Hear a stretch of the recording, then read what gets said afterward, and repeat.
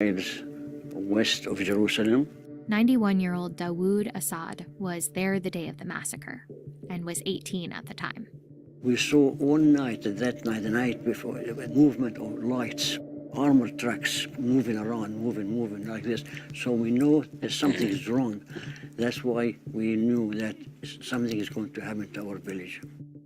On April 9th, 1948, extremist Zionist forces, executing Plan D, closed in on Deir Yassin, even though the village had made a local peace pact with neighboring Jewish settlements. Friday morning, they attacked us. My uncles, they were shooting at them, and I was there loading the gun for them and shooting. We fought about almost 2.5 hours. They found my uncle, and they put him on the wall, and they shot him 8 bullets in cold blood. My grandmother, she went in the village to see my mother. On her way, she got shot.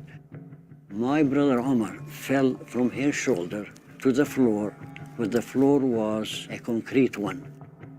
Dawood escaped through a trench. I went down all the way down here like this. So it was 4 hours walking to Jerusalem.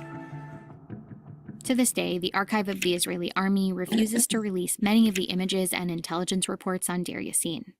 But one UN report detailed circumstances of great savagery, including women and children stripped, lined up, photographed, and slaughtered.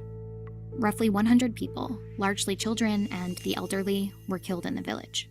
As for Dawood, he later reunited with the group of Deir Yassin captives in Jerusalem, including his sister and mother. My mother says, "Where is your Uncle Radwan?" He says he was shot. "Where is your grandmother?" He said he was shot, and Omar was with her. So everybody has a commotion, you know. Where's Fatma? Where's Ibrahim? Where's Amaryam? Where is David? Where is Ahmed? Where is Ismail? I'm a dream about it, you know.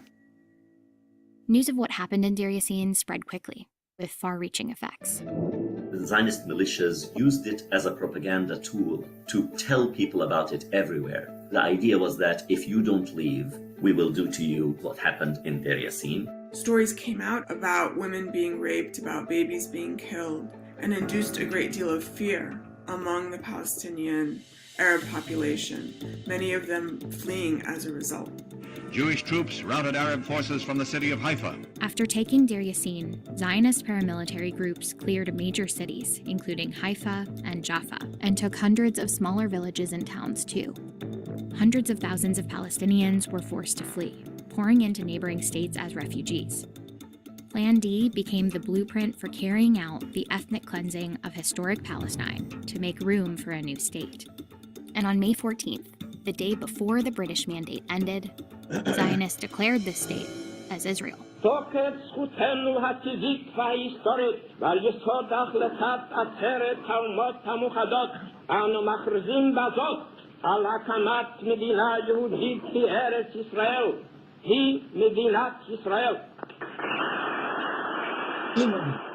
the creation of Israel didn't end the Nakba. Neighboring Arab countries that were overwhelmed by Palestinian refugees immediately went to war with Israel. Now united in a League of Arab States, they are insistent that the entry of refugees into Palestine must be ended. The fighting lasted for months. Arab armies eventually lost while Palestinians continued to be killed and forced out throughout that time. Palestinians who fled often carried only enough to stay away for a few weeks, hoping they'd eventually return home. A lot of them locked their doors, put their key in their pocket, and then moved to safer ground. When you leave the house and you take your key with you, it's because you're planning to go home. In the case of the Palestinians, those refugees weren't allowed to return. Refugees trying to return were often shot at. Zionist paramilitary operations also tried to prevent them from returning again by destroying the villages. That act of preventing their return compounded the Nakba. So the Nakba is both the forcible displacement of Palestinians from their homes and lands and country, as well as preventing them to return once the fighting was over. Palestinian society was dismembered, crushed. More than half of the Palestinian people became refugees, stateless, dispossessed of their land. Over time, the State of Israel covered up the physical evidence of an Arab Palestine. place names were often changed from Arabic ones to Hebrew ones. The Jewish National Fund embarked on a massive effort to plant thousands of acres of pine forests and recreational areas on top of hundreds of ruined Palestinian villages. Even though these forests have now grown into big pine trees, Palestinians have not forgotten their homelands. While we know that roughly 6,000 Israelis lost their lives in the violence of the Nakba, records for Palestinian deaths weren't kept. It's estimated to be around 15,000. By the end of the Nakba, roughly 750,000 Palestinians had been forcefully expelled, and more than 500 villages destroyed. Though the UN's partition plan allotted Israel 56% of the land, through the Nakba, Israel captured 78% of the land. It was everything except what's now known as the occupied West Bank and Gaza Strip. Today, that's up to at least 85% of the total area, turning 6 million Palestinians into refugees without a homeland. It's why, around the same time that Israelis are celebrating Independence Day, Palestinians are out protesting on May 15th, holding up keys as a symbol of the homes they lost and the hope to return. For them, the Nakba isn't just a moment in history. It's a catastrophe that never really ended. I'm a dream about it, you know. We lived a good life till 1948 when we were displaced.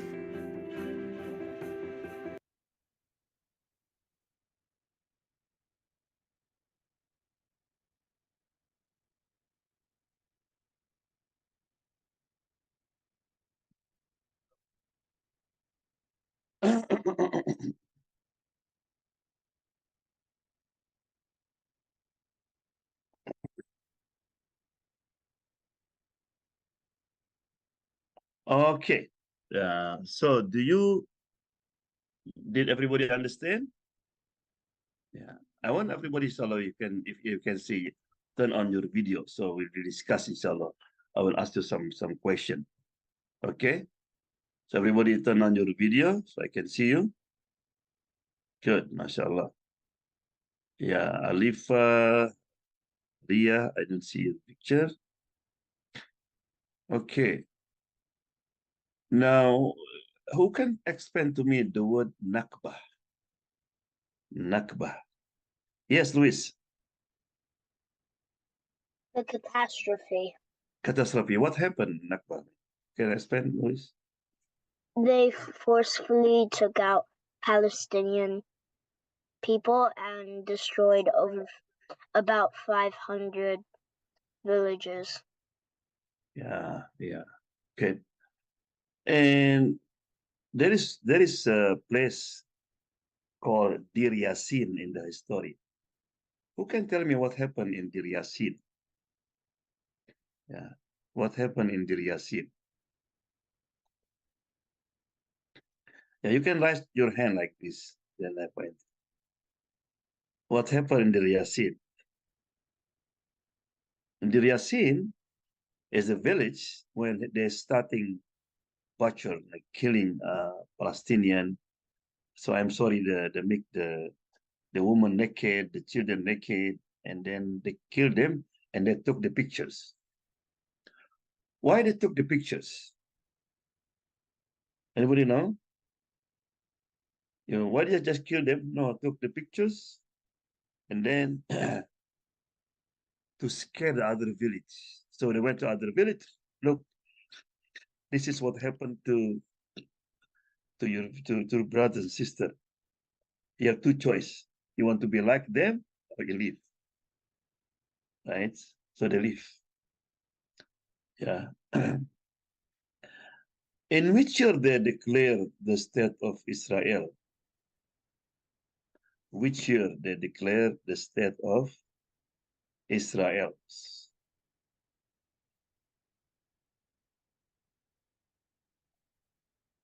Okay, 1940. Remember? 1947. Good. 1947. Right. That's the question. Who gave this land to Israel? Who did give this land to Israel? Remember that Israel, they're looking for, they call it. So we have to make difference between the Jews and Zionists. Zionist is the movement. Their dream is to establish their state in the land of Palestine. The Jews is their ethnicity or also religion. So some Jews is good, some them, yeah. But Zionist is the one who really the anti-Islam, anti-Semitic, sorry, anti-Islam, anti the justice and all this happen. So I'd like to share another movie. So inshallah, maybe it's good for you to know more about the conflict between Palestine diet. It's almost the same, but some different.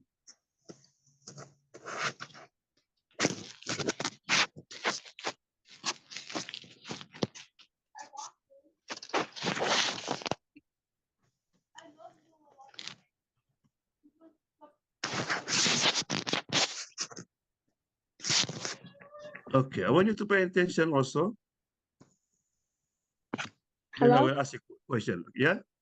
1946, and this is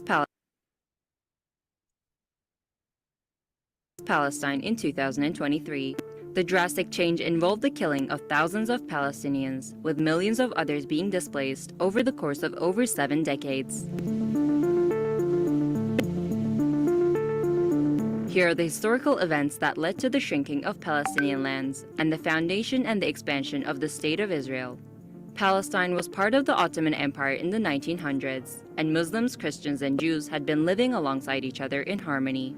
On the European continent, however, the Zionist movement is introduced by Theodor Herzl in 1896. It aims to create an independent Jewish state in the Middle East, ideally on Palestinian land. The movement begins to take hold as the first wave of European Jews start to migrate to Palestine. By the end of World War I, the Ottoman Empire collapses and Palestine falls under British rule.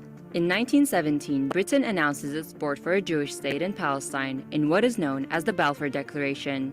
The number of Jewish settlers in Palestine grows, fueling tensions between Arabs and Jews in the region. Violence begins to break out between the two sides.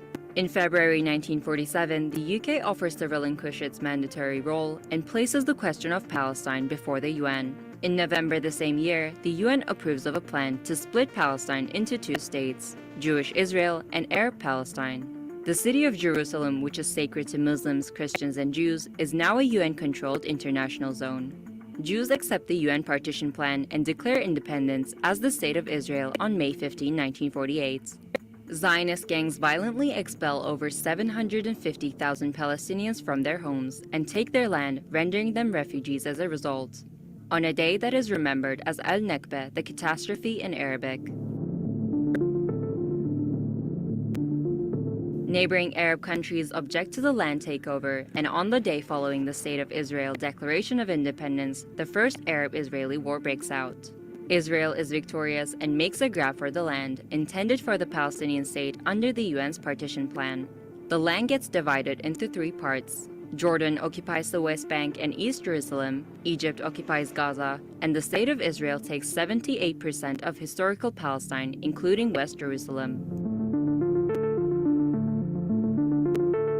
Fast forward to 1967, amid ongoing tensions between Israel and neighboring Arab countries, the Six-Day War breaks out. And by the end of it, the map looks something like this. Palestine is now fully occupied by Israel. Despite the absence of a formal peace treaty, things start simmering down.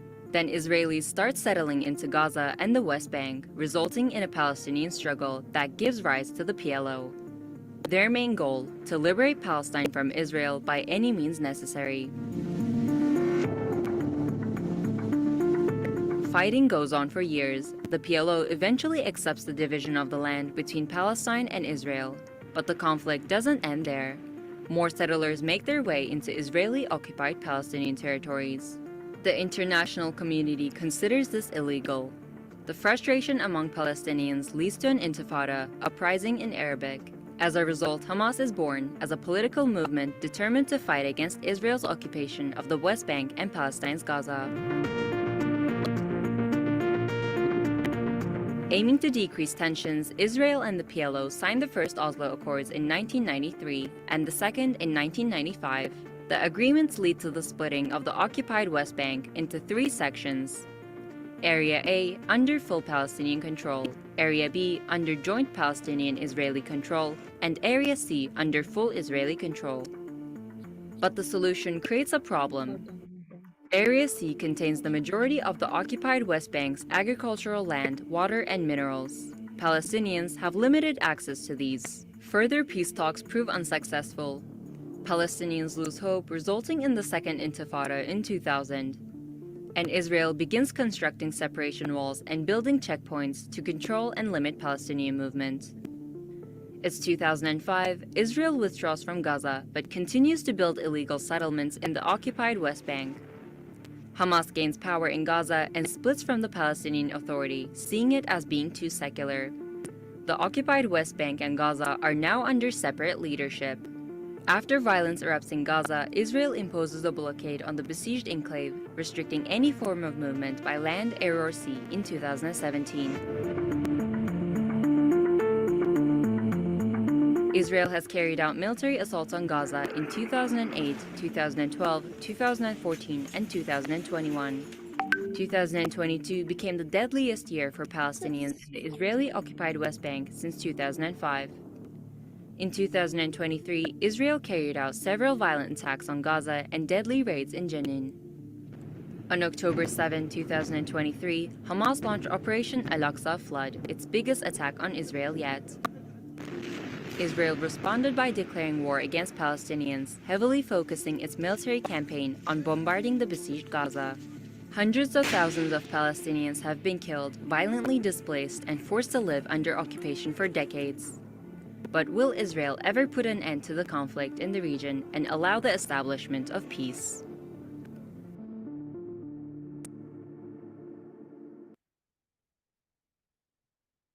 Okay, what's the word intifada mean? Anyone? You got intifada. Intifada means the rise up when the children didn't have weapons there. You know, the Israeli took more land, and people went to streets and they revolts. Right? Okay. Now, did you watch what's going on in Gaza? No? Anybody? Did you watch? Oh, sorry. Sorry. Did you watch what's going on in Gaza? Remember that after that, Palestinian didn't have nothing. They took all the land, more than 85%, and they have only two lines there, Gaza and West Bank, right? So question to you, did you follow what's going on in Gaza now? We watched it in school. In school, okay. What happened in school? They showed them the movie, or? Gaza and Palestine, they're attacking each other. Mm-hmm. And then lots of people are getting injured and dying. Okay. Do they mention what's the cause? Why is it happen when you are in school?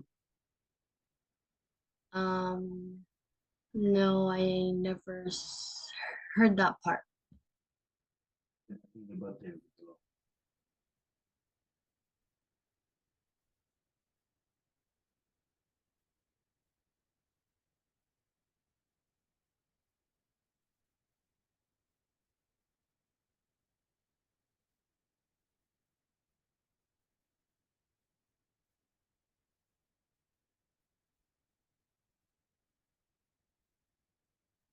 Okay. Anybody else that's in school that show you what you call about what's going on in Gaza? Yeah. So this is, I think, I need you. The reason I explain to you, it is very important for you as a Muslim. You know, you have to know the truth, because sometimes the media they tried to Are you watching pro- TV, huh? I'm talking about you're watching TV. yeah, because you remember that in the beginning there was accused of Hamas, a Palestinian, killed, beheaded the 40s babies, but they found out this is not true, right? Yeah. And also, that in Gaza, they cut off the electricity, the water, and many things. We as Muslim, we're almost against any injustice. You have to stay for justice from the beginning of your life. It's very, very important for you to learn that justice. I will show you some last of the movie, and then also I will ask you maybe some question.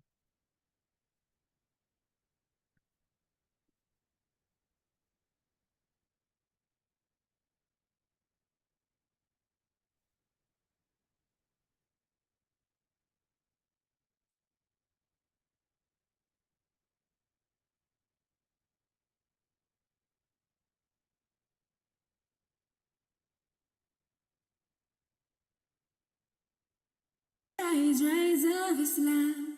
Rise, rise, rise, rise of Islam. Rise. We are stronger together, united as one ummah. Rise, rise, rise, rise of Islam. So far, the Battle of Yarmouk helped the Muslims spread Islam peacefully in Syria, Lebanon, and Jordan. Now, there were two major places that were left, Egypt and Palestine. Since Palestine was closer, the Muslims decided to go there first, specifically Jerusalem. At one point, the Muslims were very strong, and the people of Jerusalem already liked Islam. But the Roman soldiers and some Christian leaders did not like the Muslims. Caliph Umar ordered the Muslim army not to have any war in that holy land. The Muslims very much respected Jerusalem as their holy land, because Allah subhanahu wa ta'ala sent many, many prophets in that land. Even the Muslims' first prayer direction was to Jerusalem. Even Prophet Muhammad ﷺ was taken to the seventh sky during the night of the Miraj from this holy land. In order to have a peaceful agreement with the Christian Roman soldiers of Jerusalem, the Muslims were waiting for around 4 months outside the town. It was hard for the Muslims, but still, they decided not to attack the Holy Land because Islam always wants peace. The leader of Jerusalem became very surprised to see the Muslims' kindness to the Christian people. They started to think that King Heraclius was the one that was very bad. He was the one who forced the poor people to pay high taxes and did not give any freedom of religion. They were thinking that God was picking the Muslims to rule this holy land. So, the leaders of Jerusalem were ready to make a peace agreement with the Muslims. Normally, the commanders-in-chief are the ones who usually sign peace agreements. But here, they wanted Caliph Umar to sign the peace agreement instead and personally give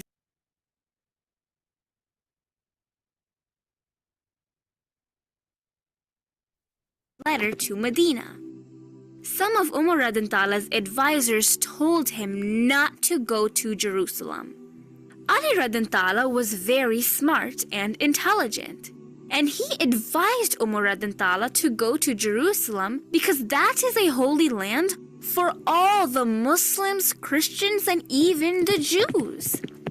If the caliph goes there, the different religious people would feel safe. They would know that the caliph was on their side even though they follow a different religion. Umar radantala liked Ali radantala's advice and started his journey to the holy city of Jerusalem.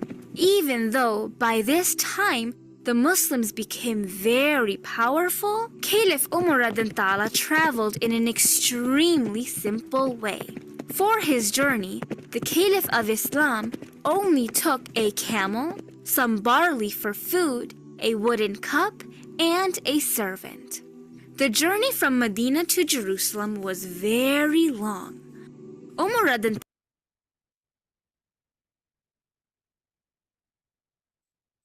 was getting tired from walking in the hot desert sun. Immediately, Caliph Umar radantala got down from the camel and told the servant to ride on the camel instead. The servant was shocked to see how the Caliph of Islam, or the king of the Muslim Ummah, was giving such respect to a servant. During their entire journey, Caliph Umar radantala and the servant took turns riding the camel. When they were close to Jerusalem, it was the servant's turn to ride the camel. The servant felt really bad and requested Caliph Umar radantala to ride the camel.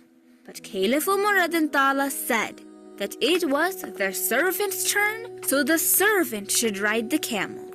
The people of Jerusalem and the Christian leaders were waiting to welcome the most powerful Muslim leader or king. They saw that two people were coming their way. One was walking and the other one was riding a camel. So they thought the servant was the caliph. But when the Muslim commanders Abu Ubaidah and Khalid bin Walid were showing respect to the person who was walking, the people of Jerusalem were confused. They could not recognize the Muslims' most powerful leader. They were surprised to see how a leader or the king had such simple clothes and the best behavior. They were really happy to have such a leader. Outside of the city, Caliph Umar radantala signed the peace agreement. He promised the people of Jerusalem that they could live peacefully and safely. They would have the freedom of religion, keep their lands, keep their churches, and all of their religious items would be safe. Here's one thing you need to do before buying anything online. Don't spend another dime on Amazon until you watch this first. Watch this. I can show you how to get this. Finally, in the year of 637, Caliph Umar radantala entered the holy city of Jerusalem. The Christian leader or priest welcomed and gave him the key to Jerusalem. When the Christian leader saw Caliph Umar radantala's simple clothes and politeness, he understood the greatness of the Muslim leader and gave him the highest level of respect. He showed Caliph Umar radantala all around the city and took him to their holy church. The Christian leader offered him to pray in their church. Caliph Umar radantala thought that if he prayed inside the holy church, many years later, some Muslims might break the peace agreement and take away the church from the Christians. So, to protect the Christians' holy place, he did not pray there, but still respected the place very much.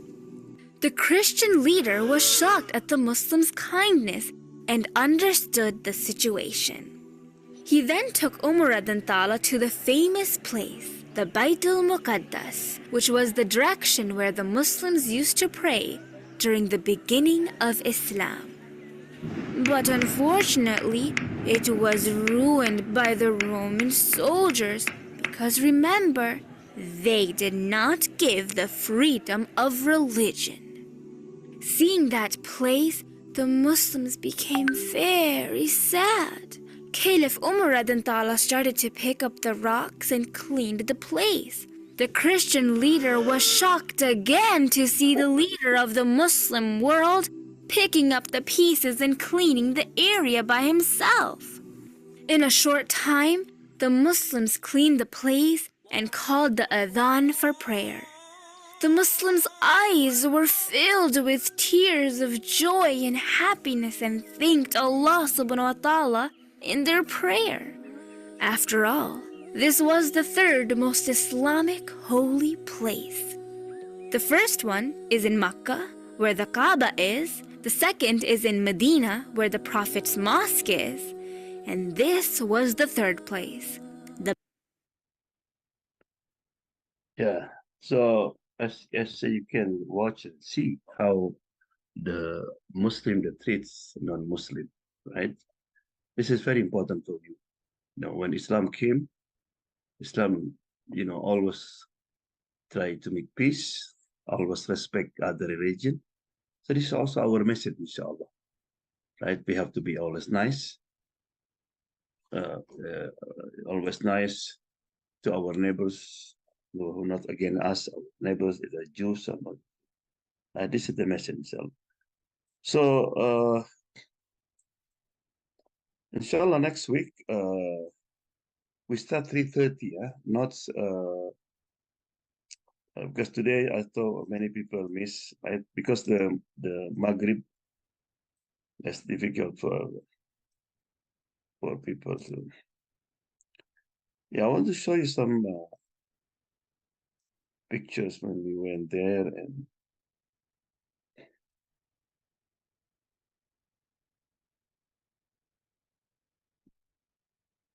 yeah, this is so maybe to ask question what I can do is make dua. If you have time to do protest, you join them, right? And this is when I went to Jerusalem, right, with the group of people. I have some video, I think, when we were there.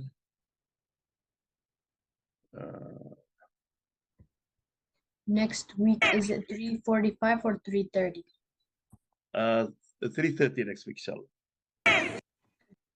Stop the U.S. war machine! Stop the U.S. war machine! Stop the U.S. war machine! There's no picture.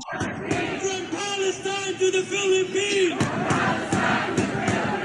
Stop the U.S. war machine! Stop the U.S. war machine! Sorry, there's no pictures, right? I didn't see anything. Sorry.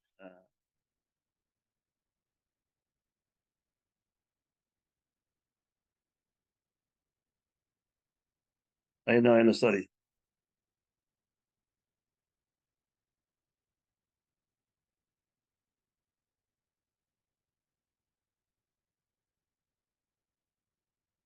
Sorry. Yeah, I think almost the time is finished. Yeah. So number one, you make dua for our sister brothers, for children who have died there, and ask Allah subhanahu wa ta'ala to remove the difficulties. Donate if you have money to help the people. And the last one, to share the knowledge that you have to your friends that in school, about the real Islam is, right? This is very, very important for you. This is the message you can give. Okay? Good. So inshallah, see you next week. What time? 3:30. 3:30. 3:30. 3:30. Yeah, no, just say amen. Yeah, just say amen, inshallah. I make dua, you say amen, okay? Bismillahirrahmanirrahim. Alhamdulillah Rabbil Alamin. Wassalatu wassalamu ala sayyidina Muhammad wa ala alihi wa sahbihi ajma'in. Allahumma ansir ikhwanina fi Palestine. Allahumma hafadha ya arhamar rahimin. Allahumma arham mautahum wa taqabbal shuhada'ahum. ربنا آتنا في الدنيا حسنة وفي الآخرة حسنة وقنا عذاب النار وصلى الله وسلم الحمد لله رب العالمين. Okay, see you next week. Bye. Waalaikumsalam. Bye. Bye. Bye.